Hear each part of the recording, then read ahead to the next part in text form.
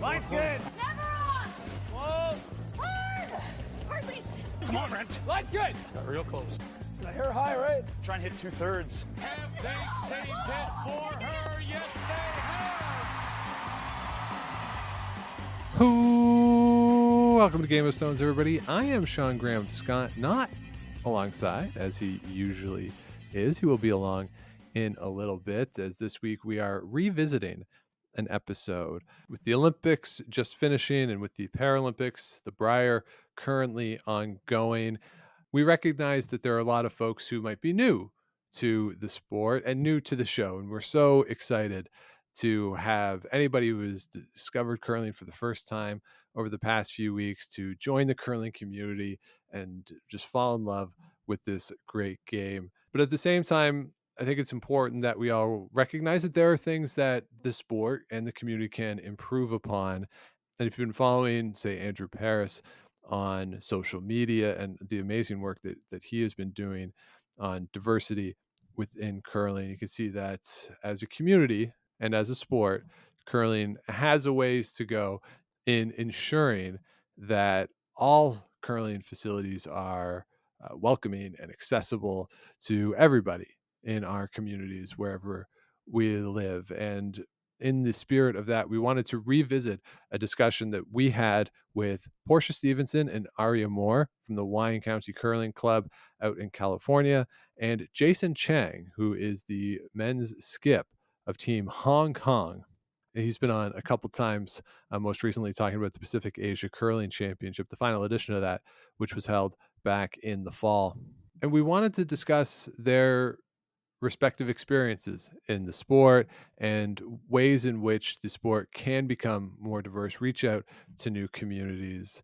And this is a discussion that we initially hosted on Facebook, but the overlords of Facebook have decided that it no longer exists in video form on Facebook.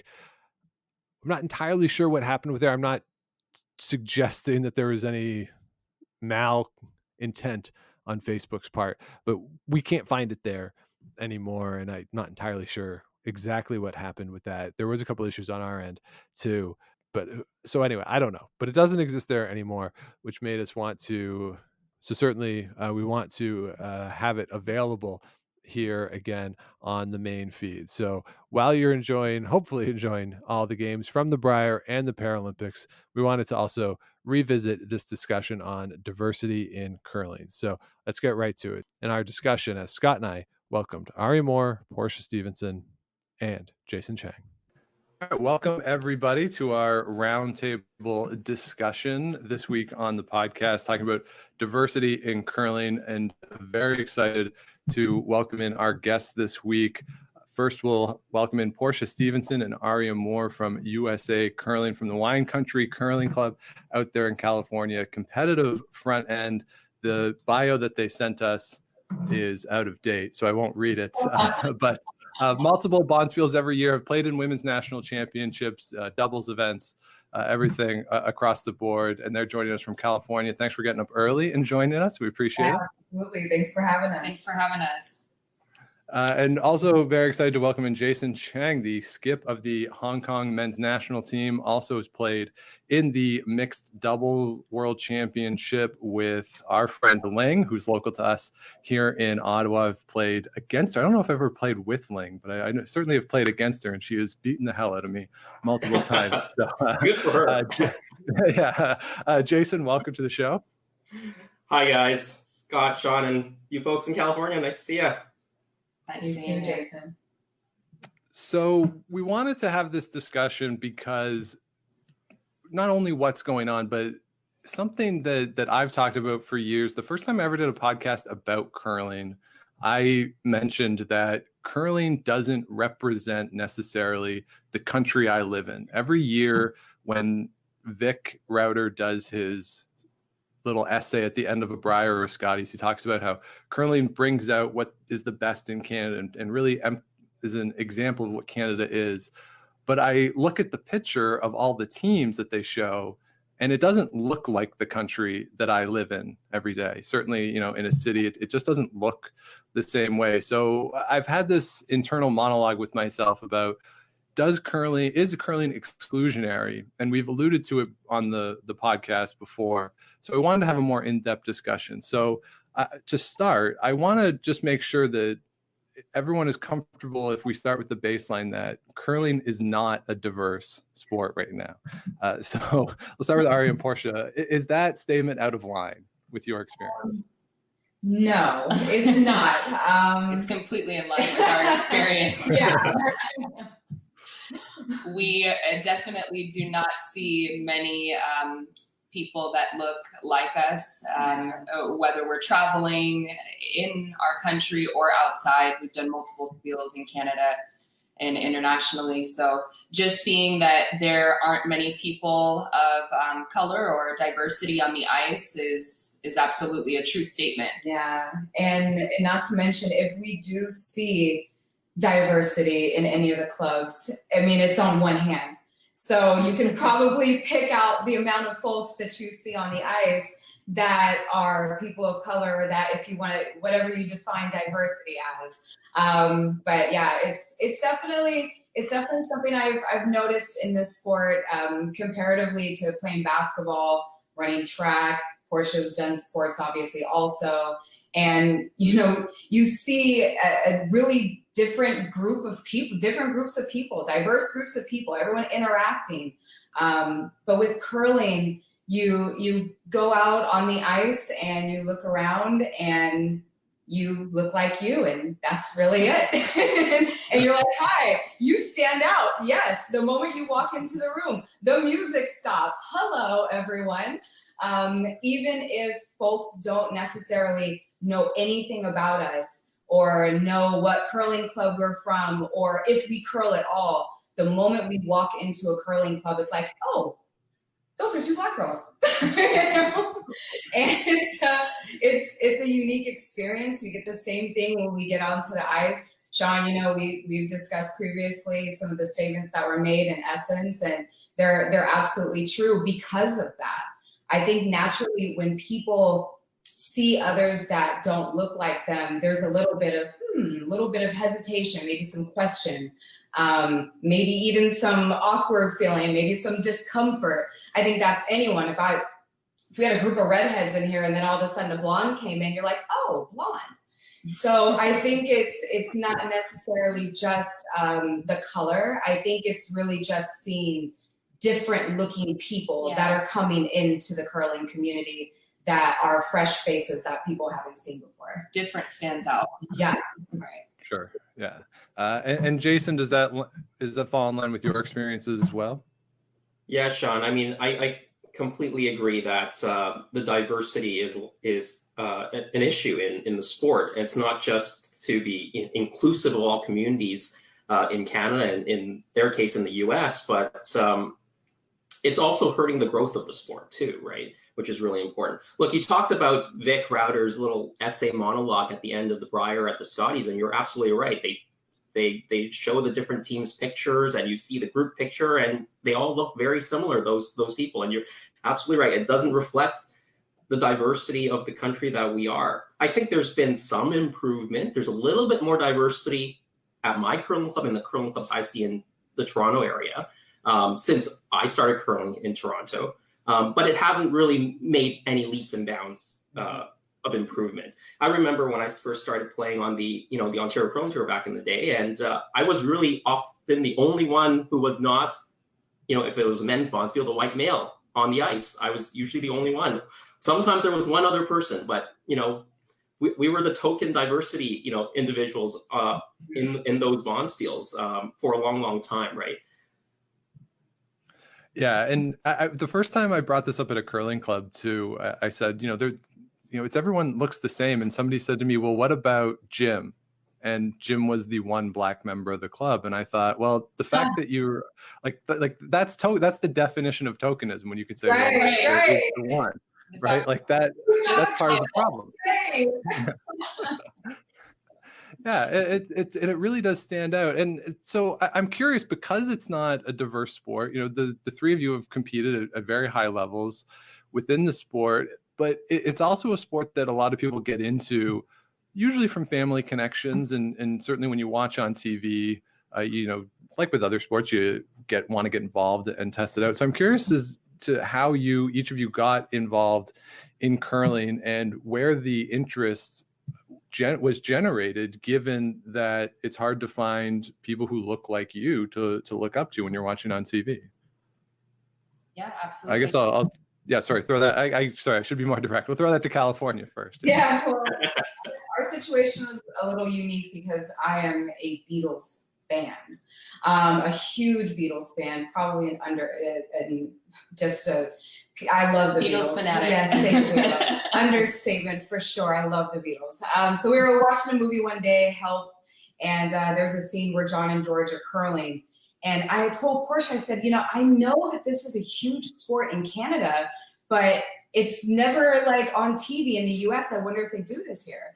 And just on a fluke, it was like a Saturday afternoon. She Googled it and she saw that Wine Country Curling Club, which is like 20 minutes from our house, was hosting a Learn to Curl at like 7:30 in the morning the next day. And she was like, well, we could sign up. I think it's $25. And I'm like, do you want to do this? And she's like, yeah, I'll do it with you. I'm like, all right, we're down. Let's go. And we went the next day, short sleeves, no gloves, hair completely pulled back, freezing cold, had no idea what to expect. We're like, oh, okay, like, we're going to go out there for like 5 minutes, throw some stones. And then the moment we got out there, we're like, okay, so this is a real sport. And people are taking this very, very seriously. And we got out there and we loved it. They were Wine Country Curling Club, Bob Poole, Katie Feldman, which was the prior president and now the current president, Katie, were really just welcoming to us. They opened arms for us. They said, if this is a sport that you're interested in, here are the next set of days for you to come back. We offer coaching here. And the president had said, if you guys really want to learn, you can join my team and I'll teach you the ropes. And we were hooked. And the next thing you know, we signed up for a Bonspiel a month later, got a taste of what winning was like because we made it to semifinals. And we were like, we're going, we're sticking with this. We like this. Here it goes. And that's kind of our intro story. We started curling from the Beatles movie Help. How ironic. That might be the only origin story for any competitive curler ever, the Beatles movie. Yeah. I think one of the biggest takeaways is that the Beatles inspired our interest, but the fact that Wine Country was welcoming of us at the time was really what made, I think, it easy for us to be competitive and to want to continue. Though we definitely got some stares that first day and people were wondering if we were in the right place, so to speak.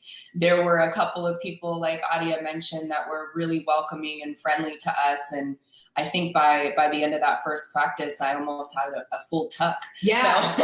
Porsche had a natural tuck. I was the one who was sweating. I feel like that's still the story of our life.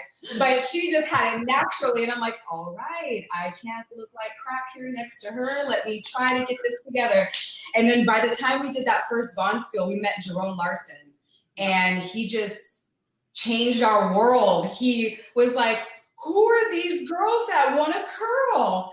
Come here. Opened his arms and just hugged us and was like, you girls keep your eyes set on the Olympics and go for it. And, that's really been it. That's been our history. Now here we are 5 years later, I think. Yeah, 5 years. Jason, what about you? What's your origin story in the sport?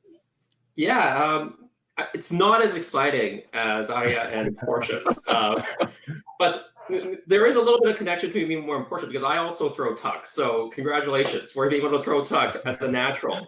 I was born in Hong Kong, and as you may imagine, there's no curling in Hong Kong. There's still very little curling in Hong Kong. We started developing some curling in Hong Kong now, but certainly when I was young, there was no curling in Hong Kong. We immigrated to Canada, to Calgary specifically, and I think I just like Scott, I like watching TV. So I would watch anything that was on TV. And, CBC would have all sorts of sports on, including curling and weightlifting and diving and, all sorts of weird things. And I really gravitated to curling. I just loved watching it. But it actually took me a long time to get into a curling club. As you mentioned, a lot of people get into the curling club because they know someone or have a family member who curls. And this is what perpetuates the fact that the curling clubs look the same, right, year after year, because the same people bring similar looking people into the club to curl. It didn't take me until really, I only seriously started curling when I got to university. I moved to Toronto for university, wanted to find some new activities to do.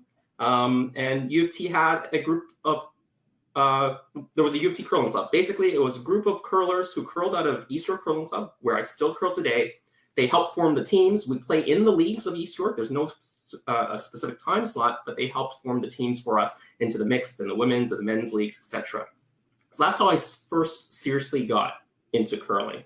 I loved watching it. I never went to a curling rink because I didn't even know where they were in Calgary. Actually, I never knew where any curling rink was in Calgary until partway through university when I went home. I was driving down one of the roads and I noticed the curling club for the very first time, probably 15 years after I started curling or started watching curling.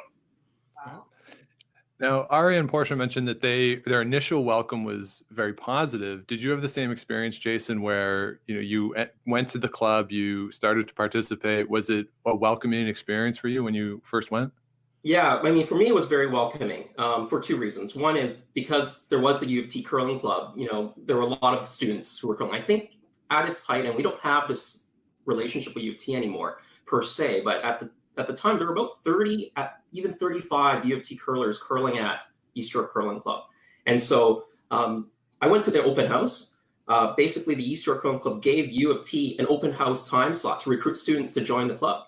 So there were probably 50 or 60 students there at that open house. And the instructors who were U of T students who were helping us learn to curl, I knew a little bit about curling already, but they were helping all those who had never seen or heard about curling or watched curling or played curling before. They were certainly very welcoming. There were a few club members there as well. I remember the club manager was there as well. And then they convinced me to join in a league. That's how it started for me.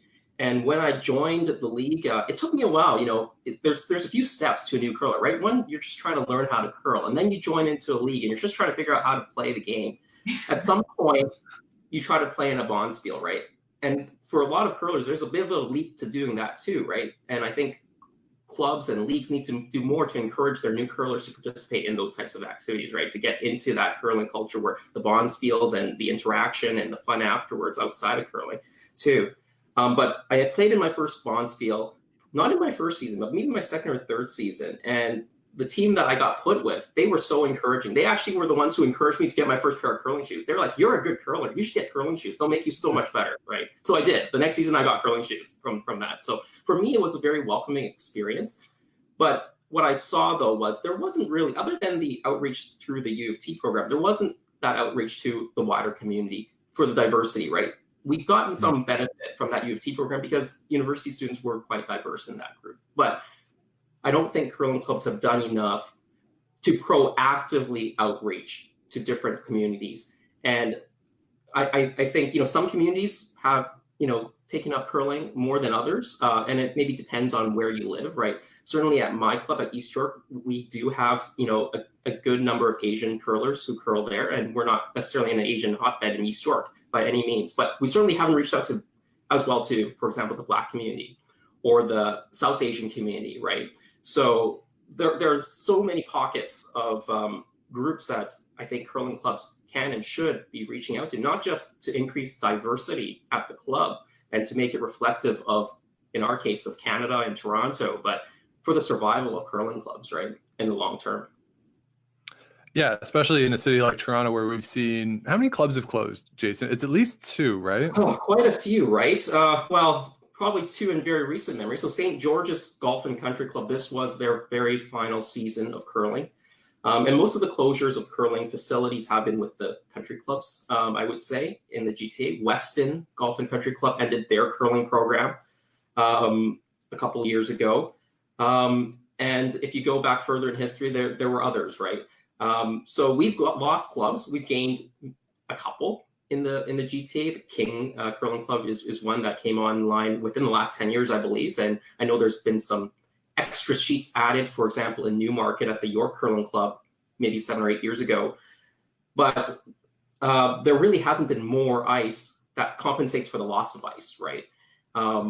Now, I think part of the reason is the country club is even more exclusive and people looking the same than even a regular curling facility or curling center.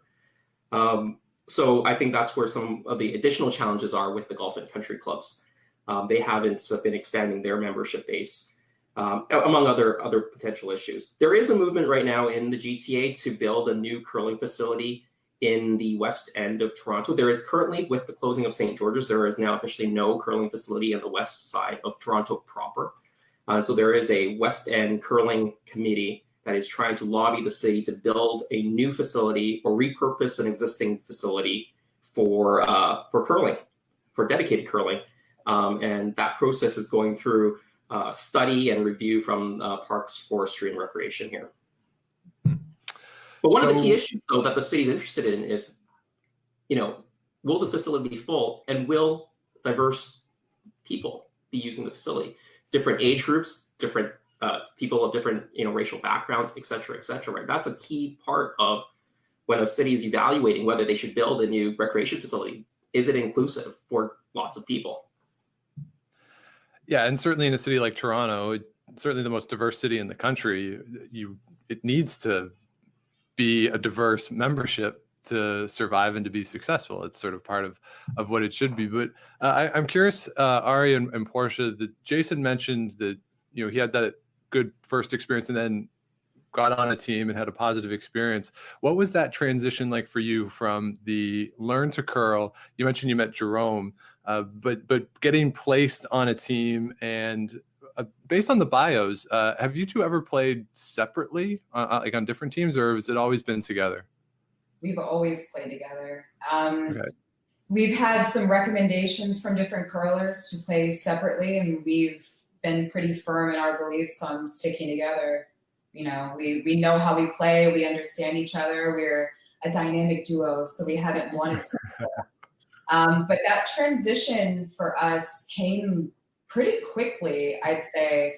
That first experience that I mentioned, our first Bondsville where we had met Jerome, that really just excited us, put us on our high horse. We're like, all right, the unicorn is there. We're chasing after it.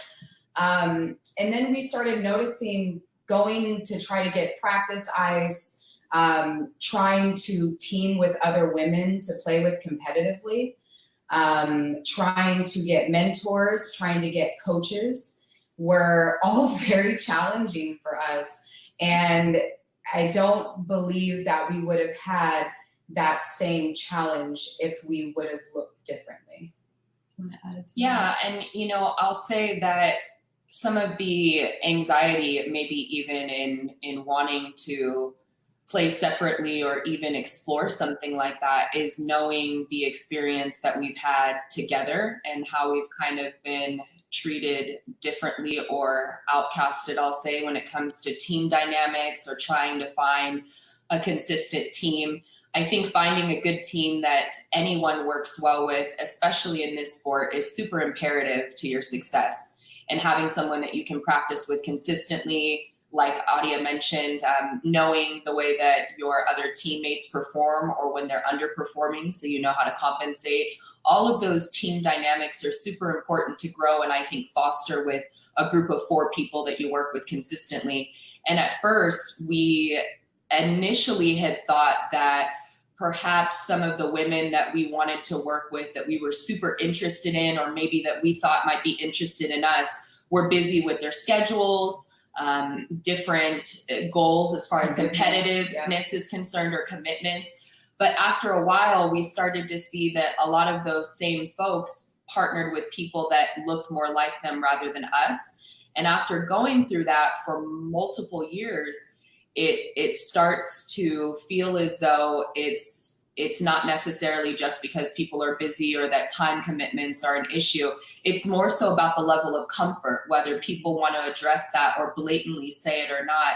It is very obvious that it's more difficult to partner at times with people that don't look like you rather than to stay with what you know, as you mentioned, maybe curling with your family or friends that you've grown up with forever. So there's absolutely a risk there that we feel like certain people don't want to take, and that's okay. Would it make us more comfortable if we saw other people that were more diverse in our sport? Absolutely. But for now, we just work on what we can work on, which is remaining a consistent front end and doing doubles events that are open when we're allowed to.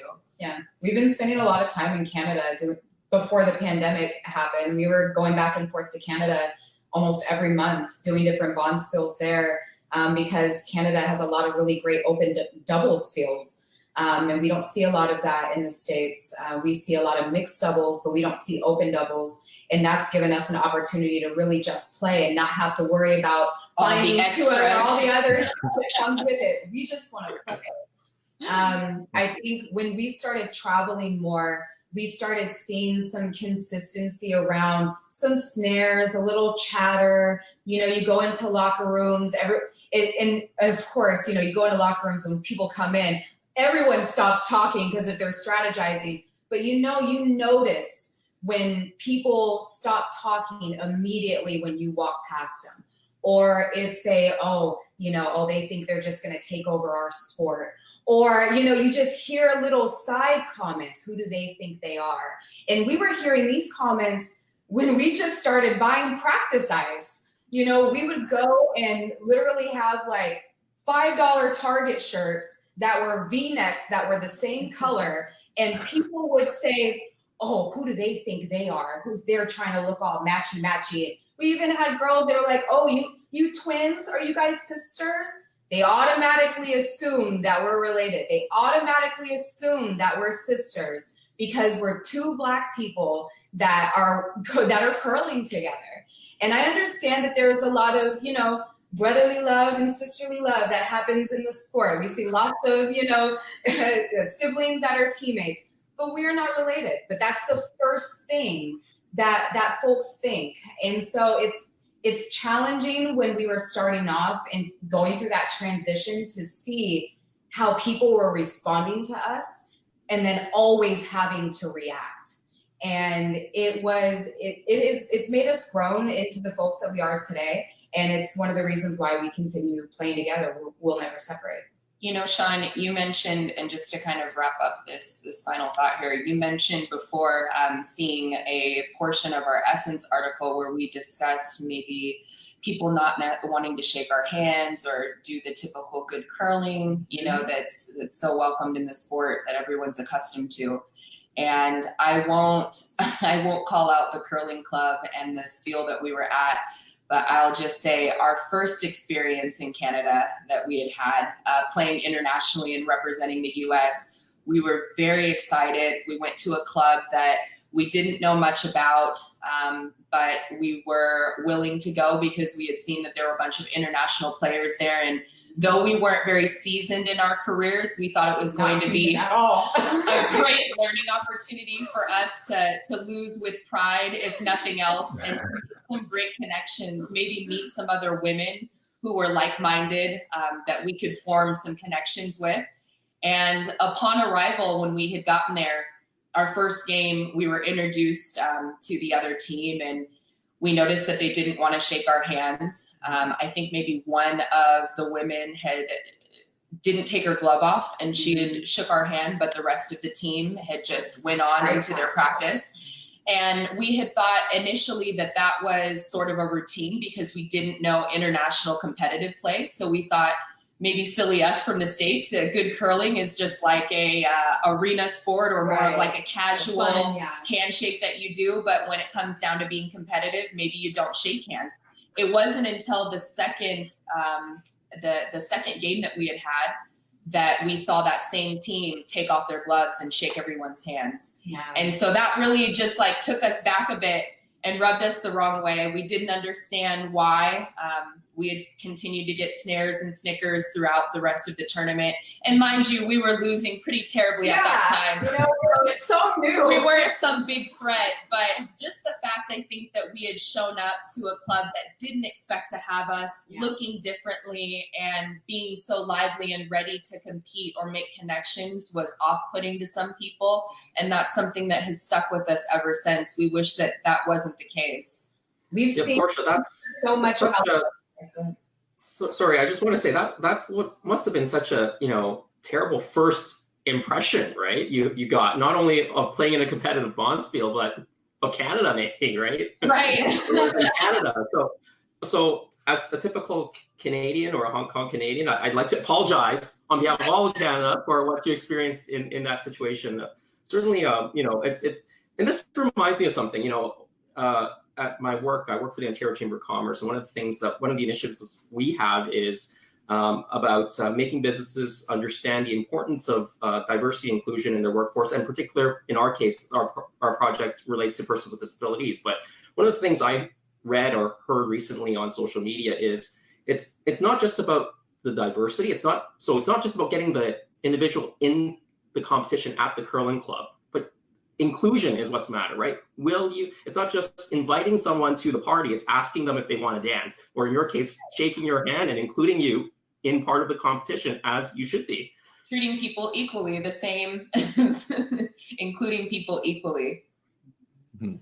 And that's one of that might be the worst curling story I've ever heard, that people refuse to shake your hand. Like that's we have more awful. I mean, Yeah. Porsche has fallen on the ice at an event that we won't even say the name, but she fell pretty hard, enough to where her entire tailbone and spine all the way up was black bruised. And when she fell on the ice, not a single person asked if she was okay. Not a single person asked if she needed help to get up. As a matter of fact, the other team, the gentleman laughed, walked right past her, and we continued playing. So that's just one of many. And that was in the U.S. That was in the U.S. So that was at an event that we have not repeated. A large since championship then. A very event. large event. Yeah, I'm curious to ask too. You mentioned the difficulty in finding teams and staying with teams. I'm curious how much of the American context, particularly the California context, matters in this, just in the size of the curling community there. And have you noticed, as you've traveled around, differences based on the size of the curling community? So, if you take, when you come up here, there's more curlers in Canada certainly than there are in California. Is there a difference based on how many people are members of a club or at a bonspiel, or is it just sort of the curling culture is the curling culture? I think the culture is really the culture. In California, I know especially in the San Francisco Bay Area and in Southern California, there has been more of an effort to try to attract different groups of people because of the area that the curling clubs are in Oakland and in San Jose, Hollywood Curling Club. But that is very exclusive, I feel, to California because of the culture and the diversity or acceptance that is I would say culturally a big part of what California is. Mm-hmm. Moving towards the East Coast, it's very much so the typical culture that you guys are referring to in Canada, where the only people that you really see curling there are people who have been curling for years. You don't necessarily meet a curler that hasn't been on the ice since they were age 6. And if you come to their home club or you're practicing there, then they're very taken back that you're interested or that you're curling, because this is a family and almost a historic thing for a lot of people. They feel as though this is ingrained in their family traditions, and newcomers aren't necessarily as welcome as we would like for them to be. So we like to infiltrate and show up to those spiels anyways, especially when we see that there are some longstanding spiels that haven't seen any diversity. I think it's fun to go to those areas and see if we're received or not received, so to speak. Yeah. And if nothing else, at least to enjoy the history of whatever curling club that we're at has to offer, because we truly do enjoy the sport. I mean, just like any other curler, we're watching old Olympics, old Briers, old YouTube footage. We're reading Russ Howard books and all of the resources that going to camps. We're doing all the typical things that you would expect a curler to do. So when we go to these places, as we mentioned, whether we're welcome or not, we make sure to enjoy as much of the history and culture as we can.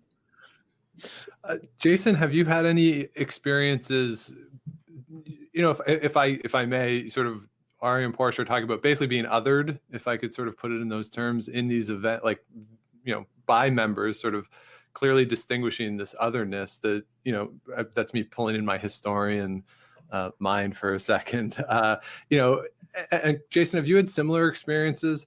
Particularly, I wonder, in the context over the past few months, so many videos of anti-Asian racism in the midst of the pandemic, certainly that's been going on. And I've only watched the ones in Canada. I'm sure there's tons in the United States as well. But have you had similar situations where you have felt or been placed as an other within a club? And particularly, I wonder if that accelerated since you started to represent Hong Kong internationally.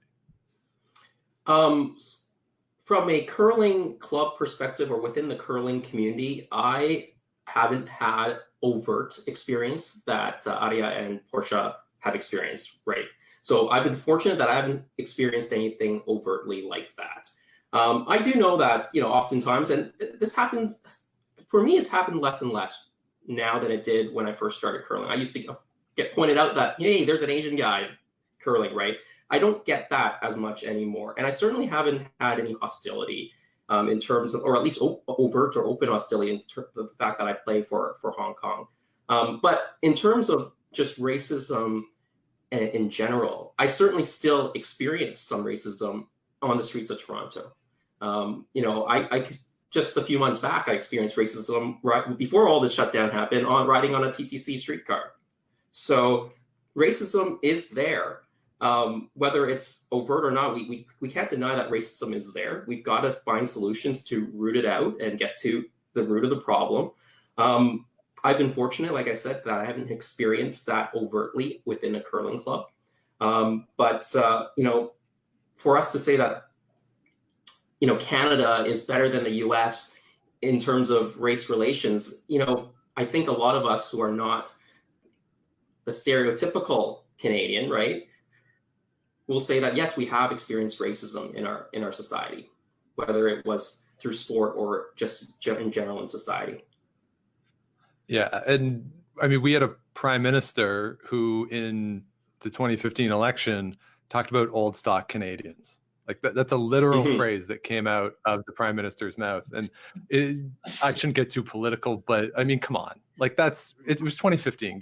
Give me a break. Like that kind of stuff. And we even have one of the conservative leadership candidates right now talks about taking back Canada. He literally put out an ad that said, "Let's take back Canada." And that's the sort of language that it's not even a dog whistle anymore. It's just like, it's just they're outright saying it. And it's part of, us versus them. And I mean, obviously it's wrong and it's terrible, but it doesn't do anything to address any of the systemic issues that are in place.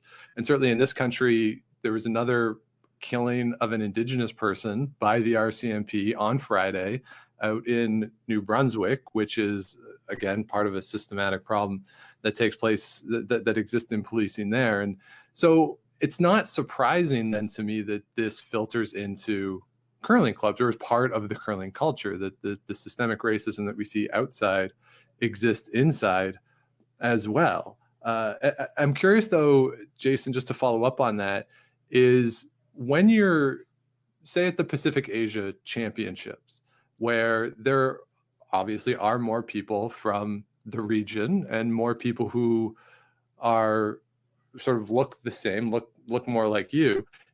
Do you notice a difference on the ice? Does the vibe of the event change? Do you feel more comfortable? I'm just kind of curious, is, when there are more people, when you have an experience like me, where I look around and saw white people, if you have an experience similar, when you look around, it's people who look like you. Does that change the experience for you at all?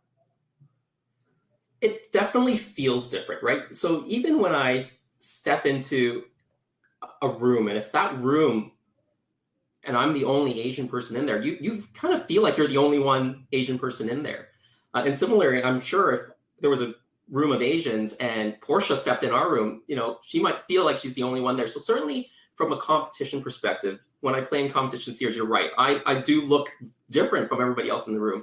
Whereas the Asia Pacific Championships is, now that we have Africa in our zone and they're playing with Team Nigeria, are actually the Pacific Asia group photo actually looks kind of like Canada. You've got Asians, you've got your blacks individuals. You've got those from the Australia, New Zealand, right? And if we ever get India to start up their team, it will actually really look like Canada a lot more.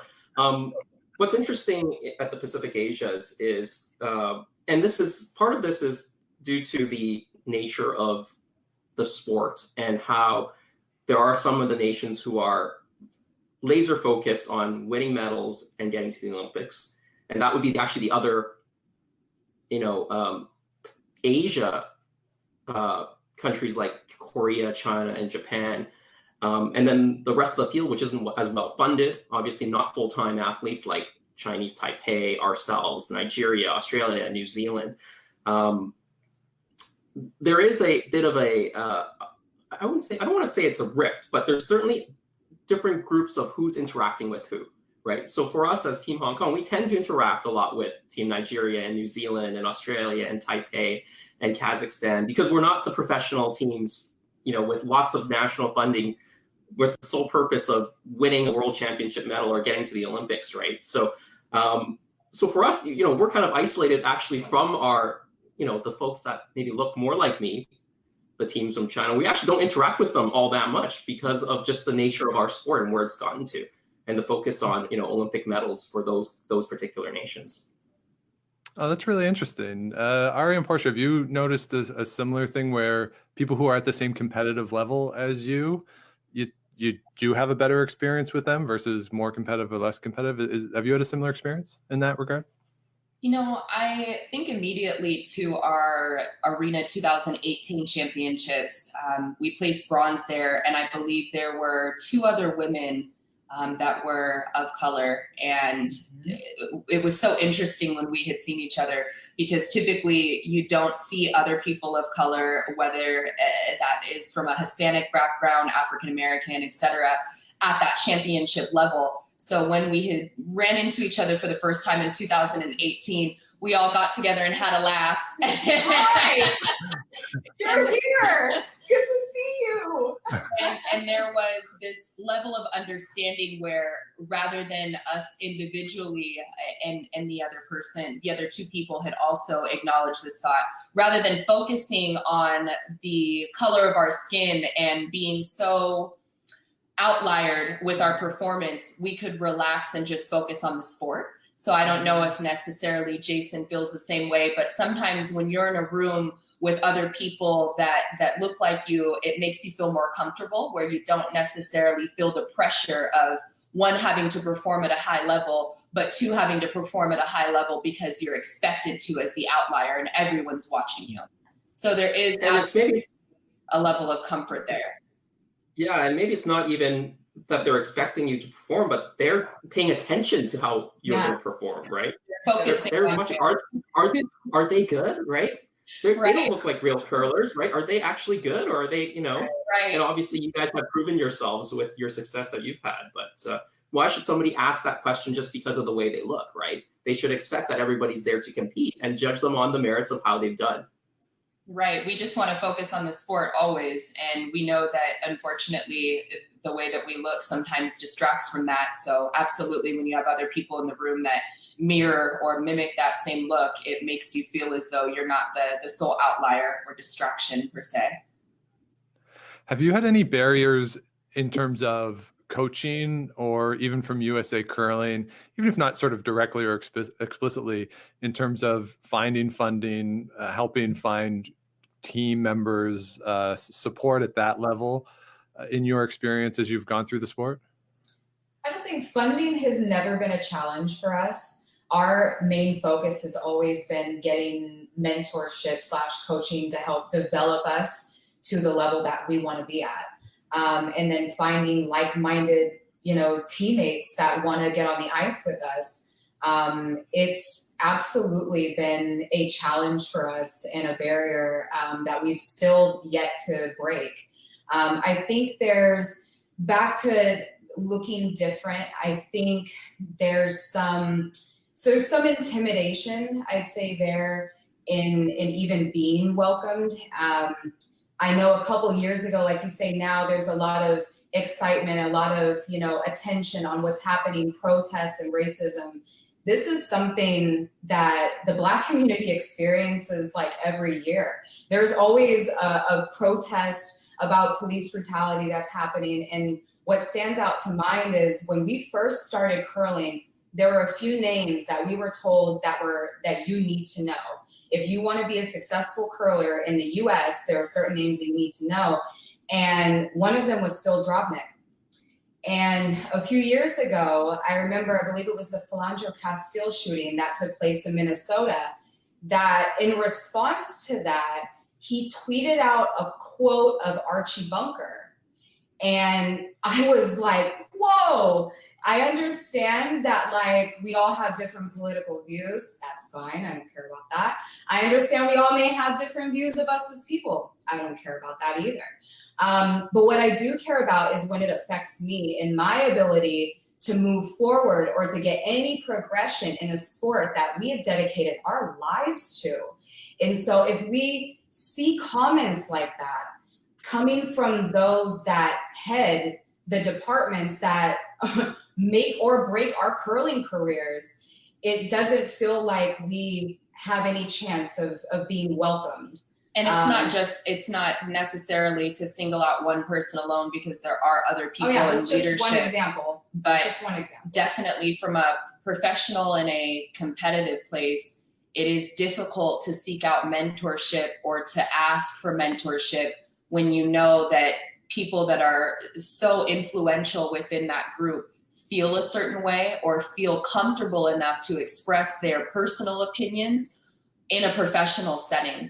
And I don't know necessarily how things operate with mentorship in staff in other countries, especially in Canada.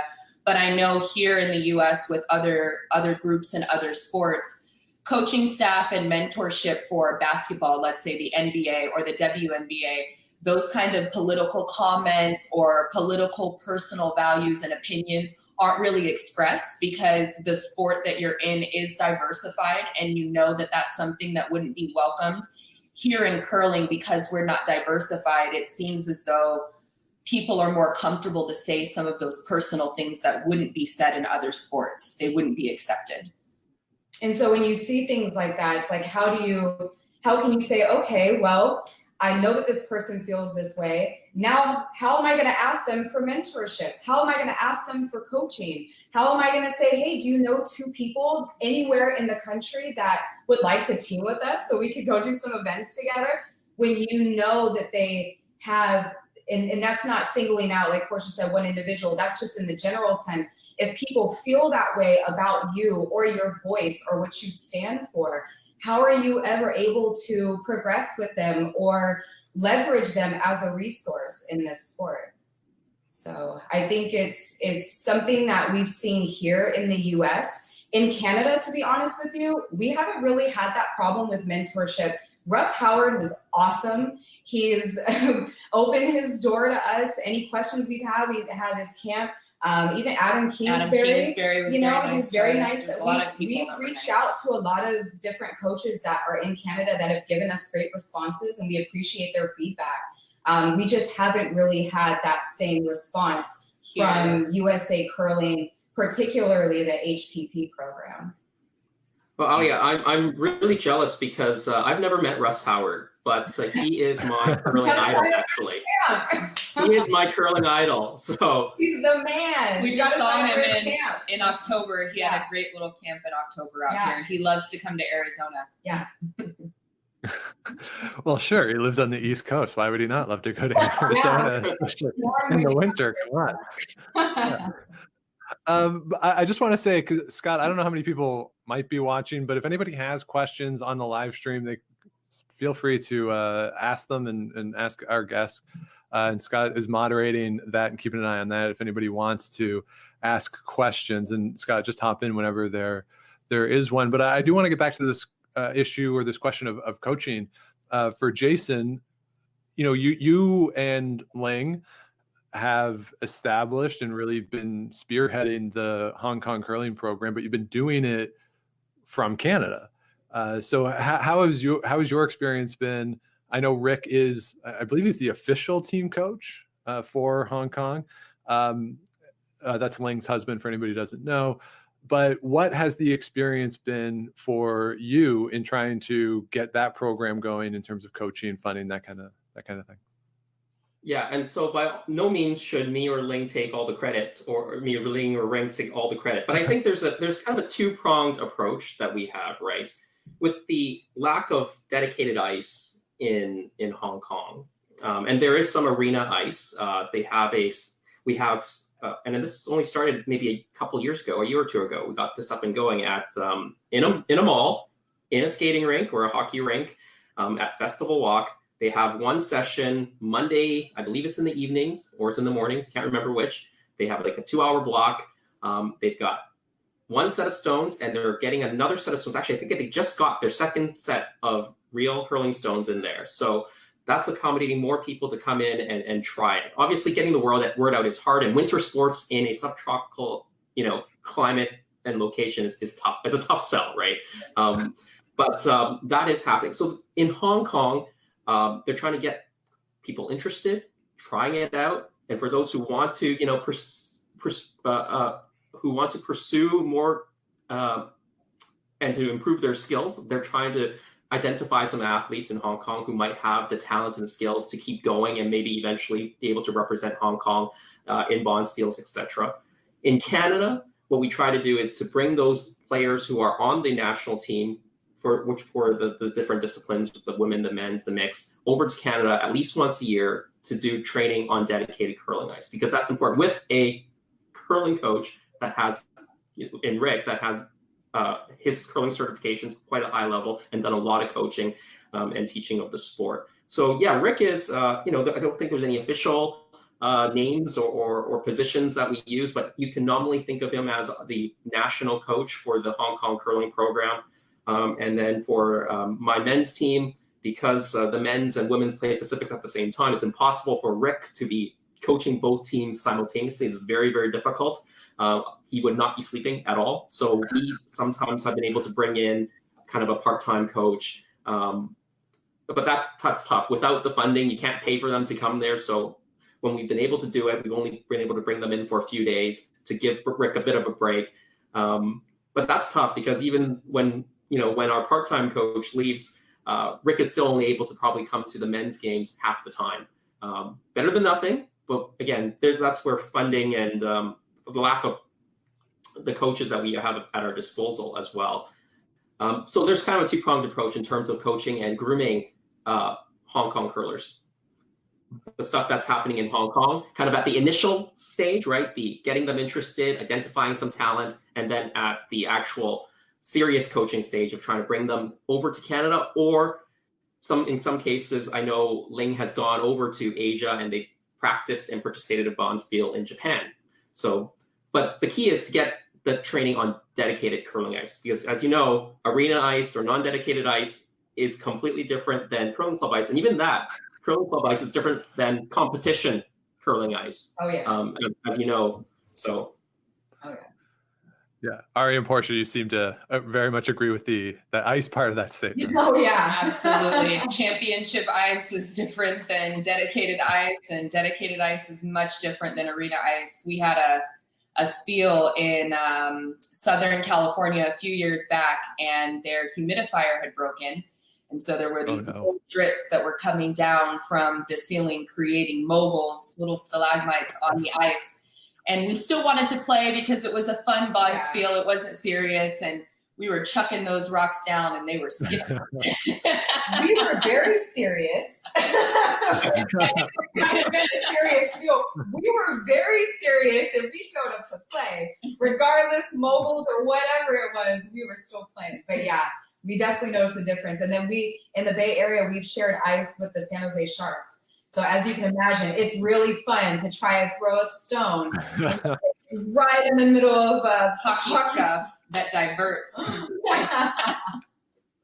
Yeah, I think it'd be a lot easier. Yeah, it'd be one thing to get on the ice after a 5-year-old team practices, but after a professional team, like they're tearing that ice up a lot more. That'd be really hard. Oh yeah, and we've got the professional, like the kids skaters, and they're just sitting there doing their little spins and twirling, and we're like, no, you're the guys. Throw a stone on that. Rumor has it though that Wine Country Curling Club has some of the best arena ice in the country. So that's right. Any of your listeners out there, if you ever come to California, Wine Country's the club to go to. Yeah, we actually have don't quote me, but I feel like we have maybe 7 or 8 curling clubs total now in the state of California. Wow. So California has grown quite a bit in curling, and I know San Francisco Bay Area Curling Club has been full force in their effort in trying to get dedicated ice for the last few years, and they're putting a dedicated ice facility in a very diverse area in Oakland. So I would expect to walk into that curling club and see some of the diversity that we're all hoping for because of location alone. Time will tell. Right. I wonder if, or how much, I don't know if it's necessarily appropriate, but the idea too of competitiveness, certainly in Canada, there's a lot of discussion about ensuring that the best team represents us at the World Championships and then most importantly at the Olympics so that the country can continue to win. And certainly the United States has reformed its programs in terms of how Olympic teams are selected. But one thing that never comes up is that if the sport is exclusionary or not welcoming, that large swaths of the population would never be in line or considered to represent the country. So if we're trying to build the most competitive programs we can, we should want to draw from the largest pool of people possible. And, in this country, I don't know what the breakdowns are, but certainly not all 38 million people or 40 million, whatever our population is now, are being welcomed into curling clubs.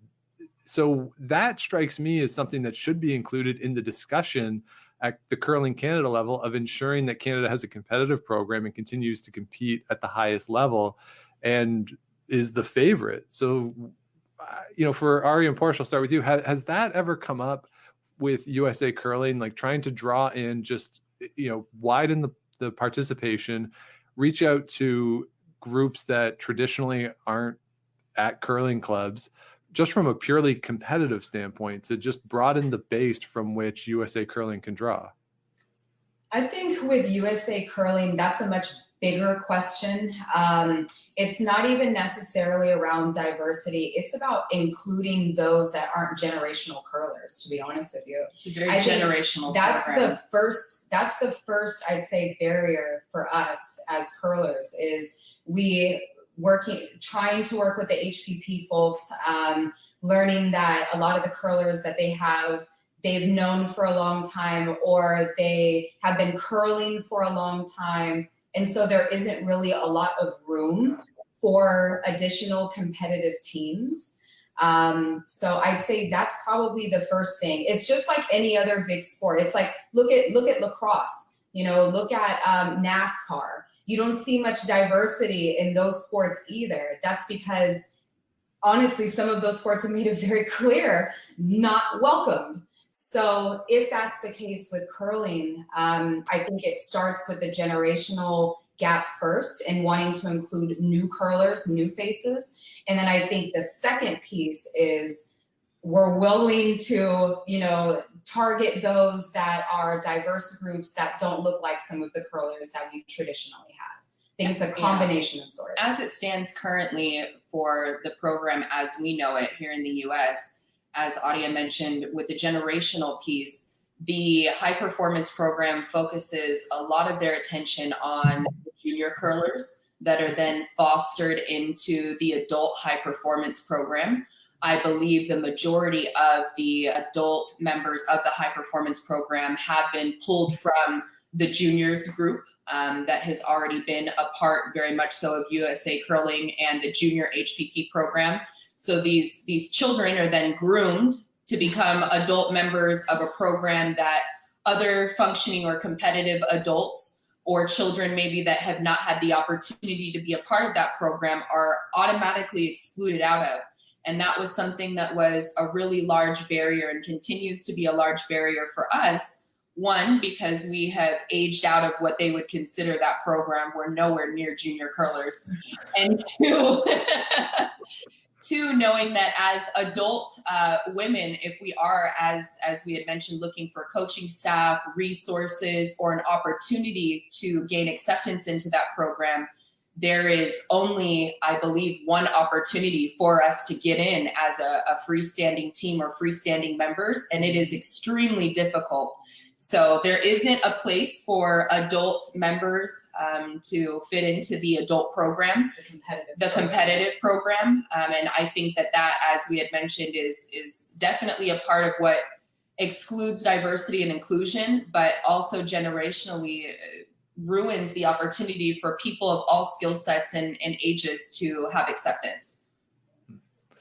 So what can we do to take small steps initially at sort of an individual level to try to make the sport more inclusive? You know, I go to the curling club on Monday night, I play my game.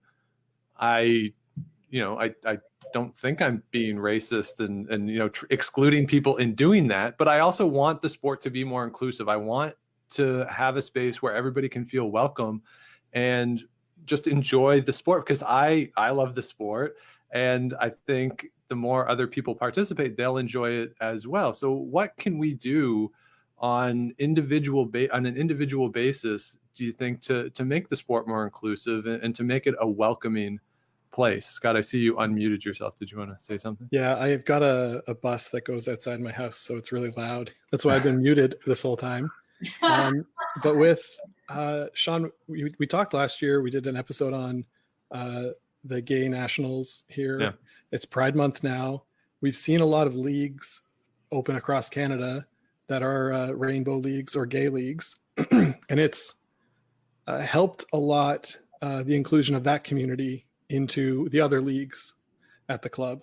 So I'm wondering if our guests think that having a league night tailored to a specific community, or having maybe an intro to curling targeted through maybe a cultural center that's located somewhere, or another community group, and say, hey, you're all invited to come try curling. And I wonder if that is one of the first steps we can take, but I also don't know how effective it would be. So I'd like to ask our guests that, if they think that would be effective. I think when it comes to doing a specific night that's tailored to, I think one of the challenges that we feel is having the attention focused on us. So when I think of that, for like, if we were to have a night that was like, African American night, or something like that, it may feel like, oh, there's a lot of pressure. There's a lot of eyes on me, and you still have that discomfort. I really like the idea, though, of having introductions to curling at places like recreational centers, like you had made a reference to, because I think that bringing curling to some of those communities, diverse communities, will make it more accessible to them, and it will generate their interest to maybe seek outwards. Porsche and I were actually just talking about that. So I know you have some thoughts on that. We were mentioning earlier, here in the States, it's not that there aren't curling clubs in areas that serve these communities. There are, as Jason had mentioned, especially in Toronto, there is a very diverse population in Toronto, as there are very diverse populations around the arena curling clubs and even some of the dedicated facilities that we have. I think immediately of Chicago and Pittsburgh, where you go to those clubs and there aren't any people that look like us. There are no minorities really that curl there for the most part. And that's not because they're not in areas where those communities are full of minorities that may want to curl. It's the outreach. And so, Scott, you did bring up a great point. Maybe finding a way to partner with community centers or recreation centers and areas where curling already exists, but they have never had a thought or an introduction. Maybe they don't even know that the shared arena with the figure skaters and the hockey players does curling on Saturdays or Sundays. Having a flyer or a billboard there, having someone that will come in during a time where children are doing recreational hour just to speak about curling or do a small demo. We have a lot of floor curling There are a lot of different games, shuffleboards and things that I've seen where at the clubs we gain great interest for new curlers that have never seen the sport. And if those things were brought to those communities at a recreational or community center level, as well as I believe we talked about with some of the schools, college levels, like Jason had mentioned, the UT program, but also elementary schools and high schools. There are a lot of high school students, I'm sure, that would love to spend time on the ice that don't know that this program exists. Yeah, and we're those from California. We were surrounded by curling clubs. We had no idea that any of them existed. And we were surprised to go inside and see that there were so many people packed. The Learn to Curls were packed, sold out, some of them. We're like, wow, this has been going on for years. We had no idea. Yeah, part of the problem with going to a club and feeling different is that like, because you feel different, you sort of are loath to go back. Maybe you feel uncomfortable. You think, well, this isn't for me. But if you have a league with more people who look the same, who have a common cultural touchstones, who can talk about things after and feel like they're part of the same community, then the curling club becomes a more inclusive space for those people, I would hope. And they would feel more interested in going back. And like I say, I think we've done a pretty good job with the rainbow leagues across Canada anyway, in making that community feel more accepted in curling. And I think it's maybe something we could look at doing for other communities as well. Yeah, Scott, I wonder because, sorry, go ahead, Jason.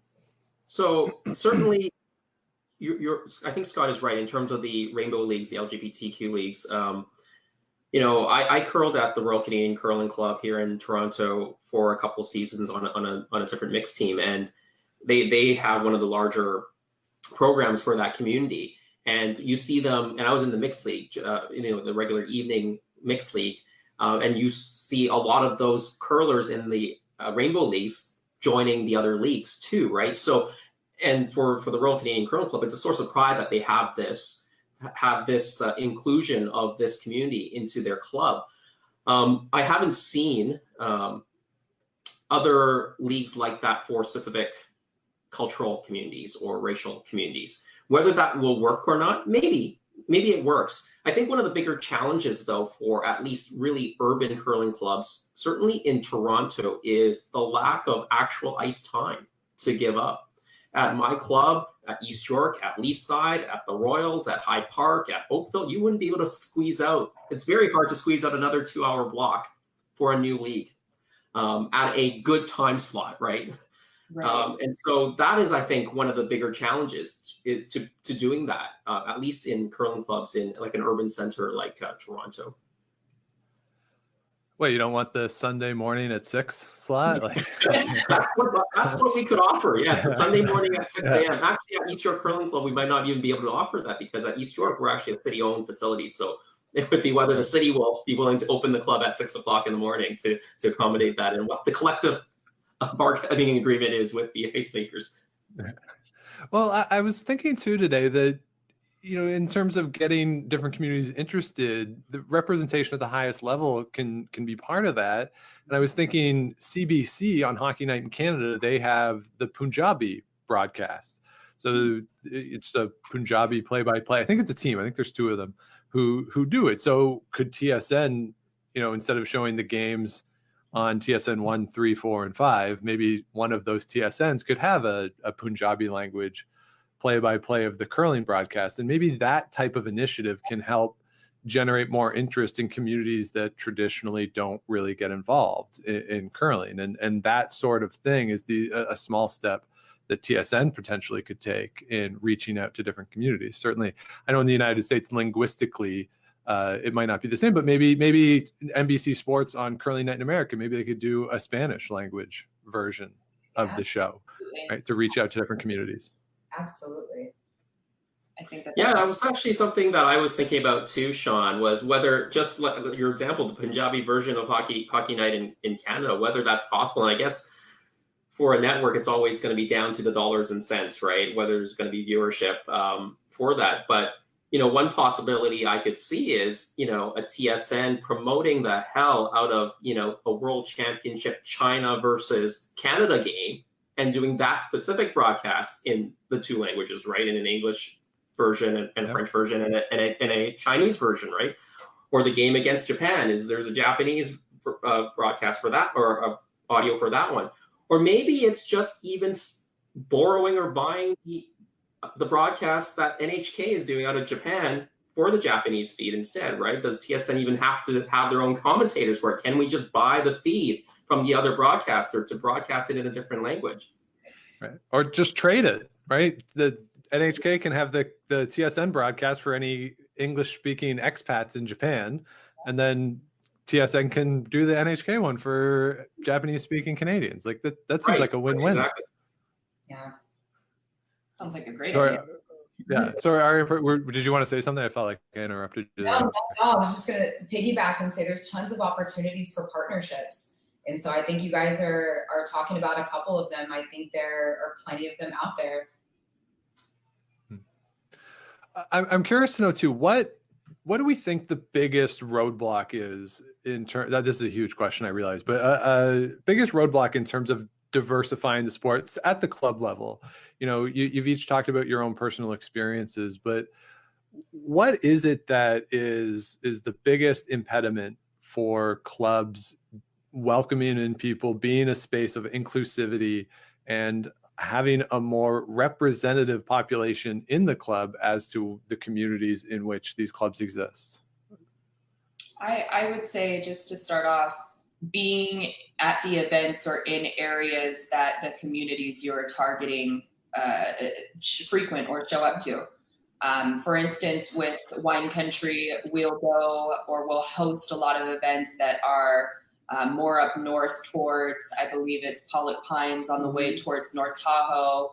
We'll do festivals and fairs and different things that are still specific to a demographic that lives or frequents in that area. But if you're looking to diversify, as we had mentioned, maybe showing up to different community events that are in areas that are not necessarily close to the club or do not serve the current members. So that way you're putting curling in the face of people that have not seen it before. I think that's an immediate win for all clubs. Make friends with people that don't look like you. If you want to make the effort. Right. I think I agree. Jason, I think that's what you need to do, right? Is to intentionally go to the groups that have been underrepresented in our sport. But the impediment is actually the membership base currently itself, right? They don't think about doing that necessarily. And a lot of curling club boards of directors are representative of that one community, slightly older, white, established Canadians. And so they don't think about that necessarily at their board level as a high priority. So I think one thing to do for all clubs is to think more about whether, their mixed league or their league committees, as well as their board, is to get more diversity onto their league committees and their board, because that will give you more perspectives, new ideas, and better be able to outreach different communities. I guess one of the things I wonder about, though, is the resources that are available to do that. Certainly, clubs in this country, urban clubs, well, I can only speak for the Ottawa situation. The Ottawa Curling Club, for instance, is full most nights. So there's no real push for that, financially push to go get new members, regardless of what they look like, because the club is full and it makes money and sort of who cares, I guess. And then rural clubs or smaller clubs, mostly volunteer-based, may not have the time or the money to go and engage in that outreach. And maybe the same as in the US, certainly arena clubs seem to run on shoestring budgets, mostly with volunteers. So I am curious, I recognize that it is really important to do outreach and to go and get interest or try to generate interest in communities. But I do wonder, is there that element of it that so much of the sport is based on a volunteer basis and there's not a lot of financial resources to do that? And is that something that national governing bodies or provincial bodies in this country should be responsible for in providing funding for that type of outreach, as opposed to leaving it to individuals who might already be maxed out in terms of their time commitment or financial commitment? Well, I certainly think that it is one of the responsibilities. There are, of course, lots of stakeholders, and I think everybody has their own individual responsibility to increase our diversity and inclusion in the sport, right? From the individual member to the leagues, to the individual curling club and facility, as well as to the local associations like the Toronto Curling Association, to the provincial body like the Curl On here in Ontario, and of course the Curling Canada on a national level. Certainly, we have seen some initiatives from the Curling Canada to do this, right? One is, of course, through the Rocks and Rings program. That is one outreach mechanism to younger people, but also to a more diverse audience. But of course, the payoff for a Rocks and Rings program into someone actually curling, I don't know if there's ever any statistics on how many of those kids end up going into curling. And maybe they don't go into curling now, but they're going into curling later, and we don't have the data to necessarily back that up. We've certainly seen Curling Canada put out much more diverse advertising, right, to get people interested in curling. I think it kind of maybe started with the Johnny the Hammer Chow commercial, but it's now progressed to even more diversity than that in the recent years. So certainly there's a role to play from the national bodies, and maybe even more so from a body that is more local, like the Toronto Curling Association, or I don't know if Ottawa Valley has a curling association as well. I think you guys do. And I think the Hamilton area has one as well. But for some of the smaller communities and the more rural communities, they actually don't usually have that sort of like a local or regional body for that sport. And you're right, you're depending a lot on the volunteers. And how do you expect the volunteers to do all that legwork? And what's the situation for you in California? And I'm curious too, if there's been situations as part of your career where you've been imposed upon as the two Black women who curl, that people view it as almost now it's your job. You go recruit a more diverse audience. Have you had situations where that has been put on you because of who you are? I think slightly.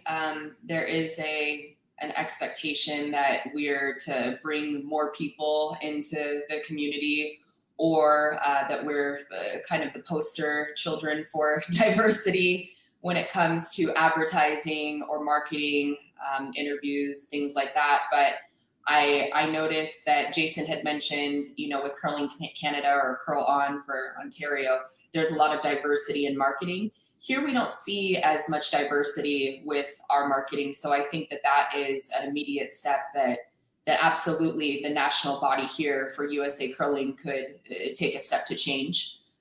We have monthly newsletters, monthly newspapers that come out advertising about equipment, obviously, and none of that marketing is inclusive with minority groups. And that is not necessarily just people of color, but just minorities in general. We don't see any minority advertising. So that is an immediate change, I think, that could happen here that will absolutely make a difference or spark interest.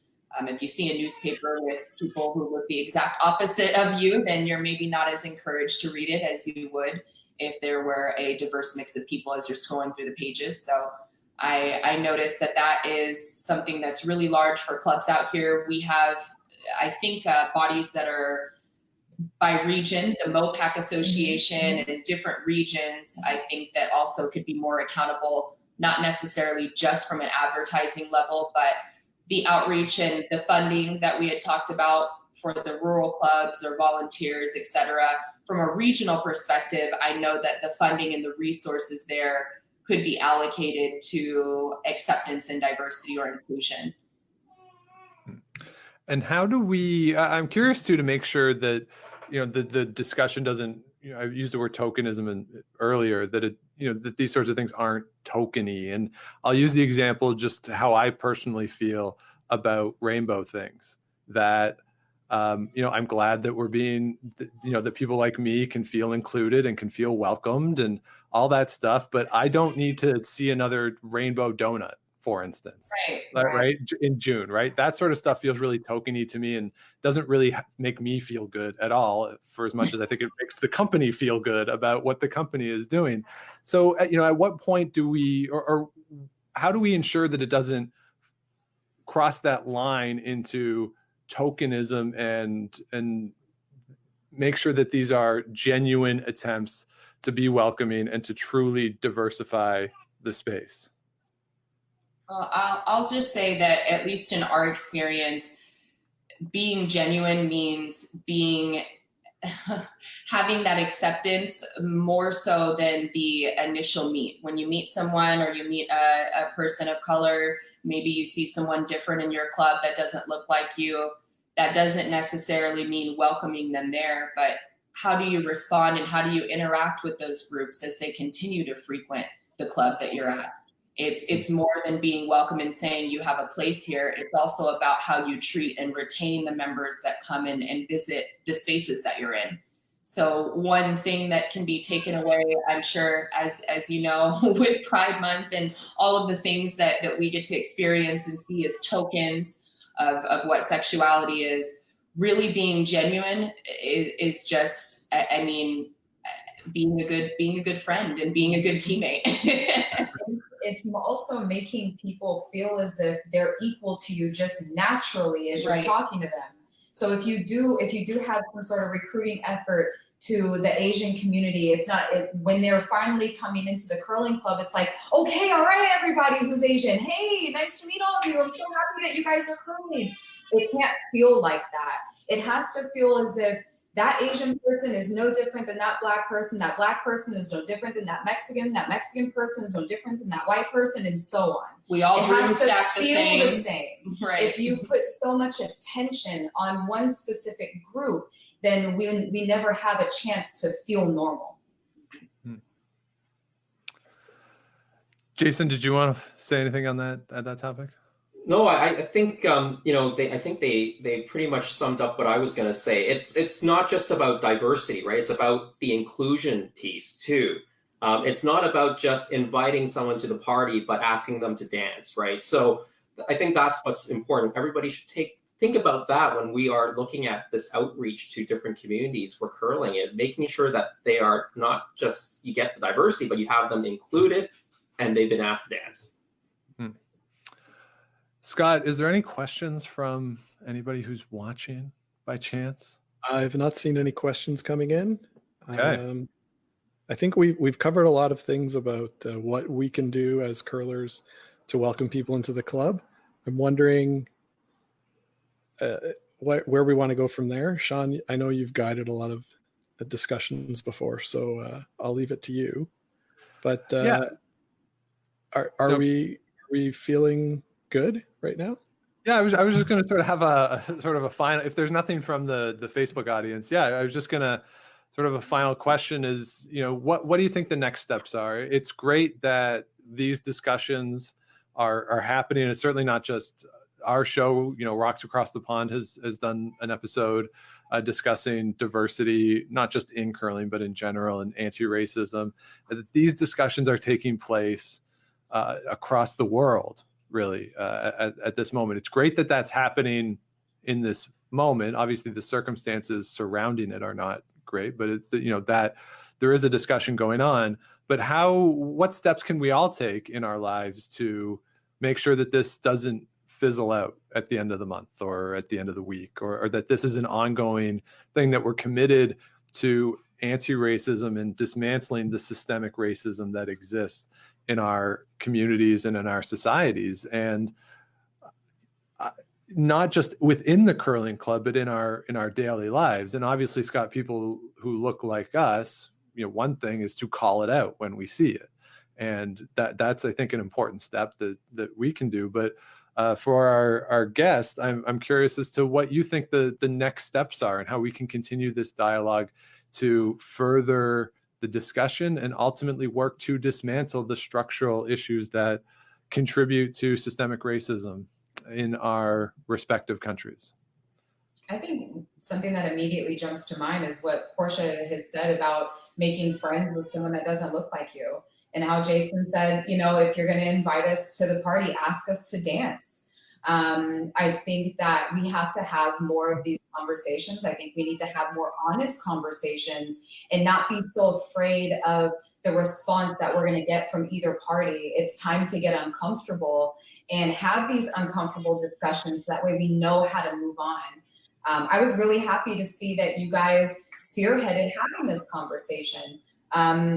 This alone, I mean, huge kudos to you guys, because these aren't the initiatives that we're seeing in the US from curling. So it's really happy to see, I'm really happy to see that you guys are taking that initiative. I think we need to see others that do the same thing. I think curling clubs need to look inside and say, well, one, do we really want diversity? And two, because that's an honest question. You may not want diversity in your club. That's okay. You know, so it's just being honest with yourself. And one, do you really want to have diversity? And two, what has been holding us back from not having diversity at that club? And really take a chance, take a moment to look within, so that way we can all have honest conversations and move forward. Absolutely. Systemically, I think that it really is, it starts at home. And rather than noting and calling out these differences, celebrating them, just because we're different and we operate differently on and off the ice, there are certain things to be said about how I function versus how Auria functions versus Jason, Sean, Scott. So all of those things that make us extremely different, though they're great call outs, there's still great things to celebrate, I think, about people individually, and to learn to accept those differences where they don't feel so awkward and uncomfortable, but they can be acknowledged in a place that is friendly and accepting. Yeah, I'll just tell a quick story. I spent a year during my undergrad in Barbados, and there was a couple classes that I was in where I was the only white person in the class. And I had this one professor, I had him the whole time I was there, and it was towards the end, and he started a discussion about affirmative action, and that was the subject of the lecture. And he started the lecture by saying, we should all know what affirmative action is because we're all Black. And then he looked over at me and he said, except for you. And I would tell that story to my friends, all of whom were Black, who I was living with in Barbados, and they would all laugh. They thought that was a hilarious story. And I came home and I would tell my friends in North Bay, who were, I think, all white, that story, and they would clam up and get super uncomfortable with it. And I think it's just that's the sort of thing that, you know, let's explore why that story would make you uncomfortable, and address it. And, you know, as you were talking about, Porsche, the differences, let's celebrate them. Let's acknowledge them first, that there are differences, and let's celebrate what they are, and also then celebrate the collectivity of it, and how we are all human and who we all feel, and you know, really just allow for that. Jason, did you have anything you wanted to say? Well, what I want to say was, what better sport than curling to try to bring different groups of people together? And the reason I say that is the whole notion of broom stacking after a game. It's not just you get to play against your opponents, and hopefully more diverse opponents over time, but you also get to know them afterwards when you have your drink. And so I just think curling has this great potential, one of the unique sports that have this great potential to actually bring those different communities together, right? It's not a sport where you play against the opponents and then you leave, right? So I think curling has great potential. I just wanted to just go back to something that you said, Sean, in terms of curling clubs, and at the Ottawa Club or at many urban curling clubs, it is already packed, right? Is there really an incentive for those clubs to be trying to get more members because they can't actually accommodate that many more members?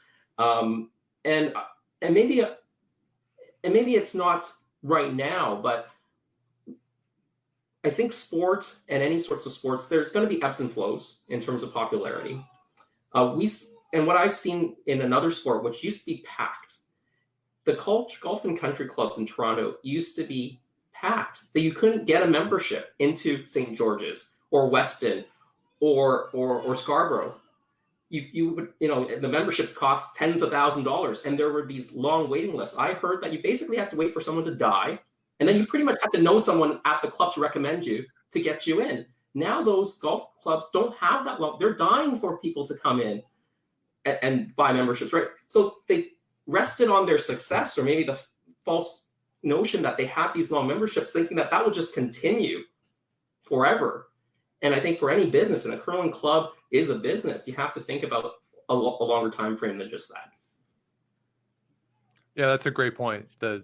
We do need to be more forward thinking, and across the board. Yeah, even if an individual club is currently full, you're right, it's not going to be that way forever. And numbers are down in this country in general. So, and that we're losing clubs is something that is almost unfathomable when you think of curling in this country. Even in places like Saskatchewan, a couple clubs have closed in Regina. And, if a club can close in Regina, then, that's sort of the canary in the coal mine almost, to think about the future of the sport. And certainly diversity and diversifying the sport just leads to not only I think a more welcoming and inclusive community of curlers, but just the health of the sport is improved. And certainly I think it's growing in certain parts of the world, but in Canada, yeah, we need to be more proactive and just make it a more inclusive place. So, Scott, do you have anything you wanted to add? I agree.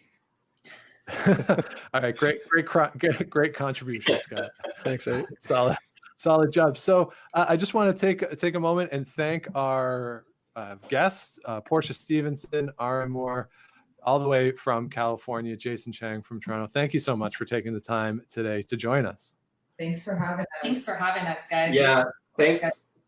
Thanks so much, Sean and Scott. Thanks so much, Auria and Porsche. Great meeting you, and I wish you guys well in your future curling endeavors. And what I take away from this, and it links back to how you started the conversation, Sean, is I hope that one day when Vic does his final essay monologue, that we see that diversity that we're talking about today in his monologue. So there you have it. Our discussion with Auria Moore, Porsche Stephenson, and Jason Chang. And we, again, thank them for joining us for what was a wonderful discussion in the moment. As I was sitting there and listening to them, I was very moved by some of the stories that they were telling. And in listening to it back, preparing for this week's release, again, just reminded me of how great of a discussion it was, and how wonderful Auria, Porsche, and Jason are, and how generous they were with their time and with sharing their experiences. So hopefully you enjoyed that. And there are certainly things we can all do in our respective communities at a micro level to ensure that our facilities and the sport is welcoming as many people as we can. So that's going to be it for this week. Thank you, everybody, so much for listening. If you have not yet, please do subscribe to the show. Wherever you get your podcast, do the likes, ratings, comments, all that fun stuff. Helps other people find the show and keeps us growing. You can also head on over to gameofstonespod.com for all of our past episodes. Plus, if you click on the merch tab, we got all our merch, the t-shirts. The proceeds from those are going to Food Banks Canada. All the rest of the merch proceeds to the Sandra Schmerler Foundation. We are matching all those proceeds as well. You can also follow along with everything we got going on the show on Instagram and Twitter at Game of Stones Pod. Facebook, it's Game of Stones Podcast, where, even though the video of this doesn't exist, our discussion with Kerry Galusha and Andrew Paris on diversity in curling with them, that video still exists on the Facebook page, so you can find that one over there, as well as all the other stuff that we got going over on the Facebook page. And of course, if you want to let us know what you'd like to hear on the show, please do reach out, gameofstonespodcast@gmail.com. So enjoy the Paralympic Games, enjoy the Brier.